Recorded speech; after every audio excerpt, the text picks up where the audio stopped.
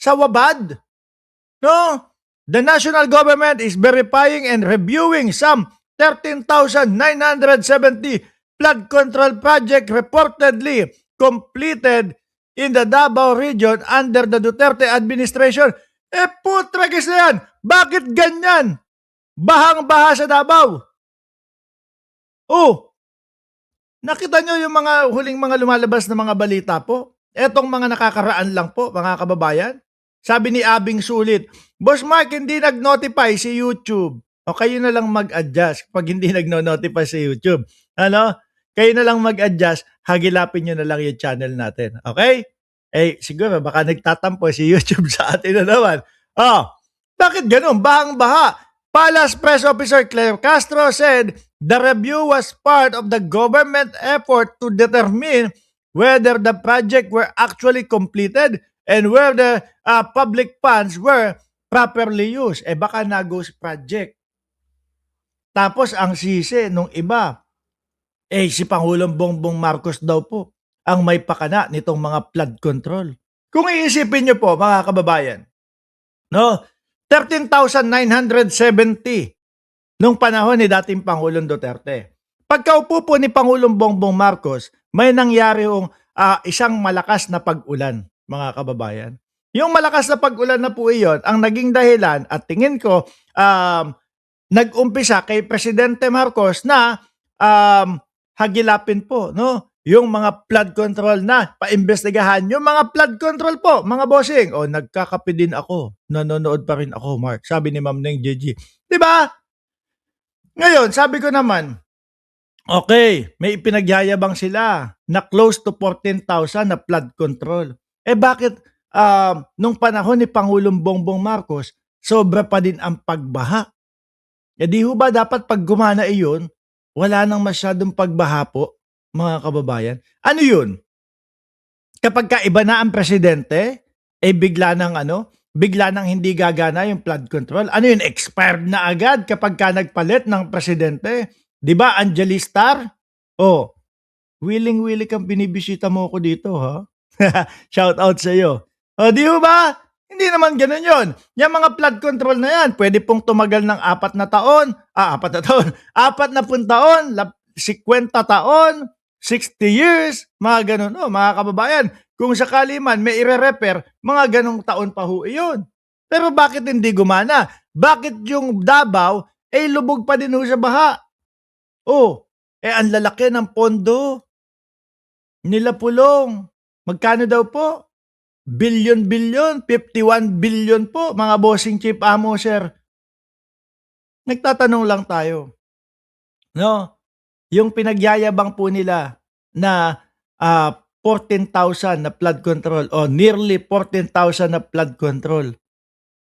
Saan napunta? Bakit hindi gumagana ngayon? No? Bagay, sabi ng mga diskaya, panahon daw po ni dating Pangulong Duterte nung sila ay nag-umpisang yumabong, mga bossing. Yumaman, mga kababayan. Ngayon, ito yung maiinit na balita po. Ito hindi lang sa akin ito. No? Pati sa inyo.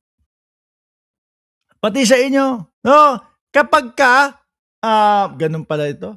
Kapag ka pala kontra sa sinasabi ni Robin Padilla, troll ang tawag niya, mga boss chief amo, sir. Paano naman? Yung mga simpapangit na mga vlogger na inuupuan mo doon sa SMNI. Di ba? Kontra naman yun kay Pangulong Bongbong Marcos. Ba't hindi naman namin tinatawag na troll? Di ba? Hindi naman natin tinatawag na ganito. Kasi ang troll, mga kababayan, walang mga mukha. Di ba? Walang mga mukha. Sabi dito ni Boss Robin, syempre, tinatanong na po siya. Kada linggo po kasi, mga kababayan, na siya ay haharap sa impeachment, mga bossing, meron siyang may tumatatak sa utak ng Pilipino no? At eto nga pong pinakahuli, mga kababayan, na tumatak sa utak ng mamamayang Pilipino ay naging history teacher o guro, ito si Robin Padilla. Ngayon, syempre dahil maraming nagsasabi, malayo at magkaiba yung sinasabing alias ni Robin Padilla at sa alias noong mga confidential funds. Nababash po. No? nagbubukas ng saloobin o nagse-share ng saloobin yung mga kababayan natin, lalo na si Banat Boy. Oh, gagalit doon sa kanyang live, 'di ba? Sabi ni Robin, no? Bashing netizens, no? You mean trolls? Ah! Trolls daw, mga kababayan. Ibig sabihin, pati sila Attorney Claire Castro, pati ang Malacanang, troll, boss. Ang putik naman. At tanggapin mo na. Malayo yung sinasabi mo para ikumpara doon sa confidential funds. Malaman-laman po natin. Yung sila Dimasa lang pala, sila Jose Rizal pala iyon. Ako hindi ko alam, ha? Hindi ko naman expect na ibo-brought up ni Robin Padilla yung mga history na ganyan po, mga kababayan eh. Doon sa impeachment dahil ang layo-layo naman po talaga nun. 'Di ba? Tapos ikukumpara mo si Jose Rizal. Kanino? Kay Tini.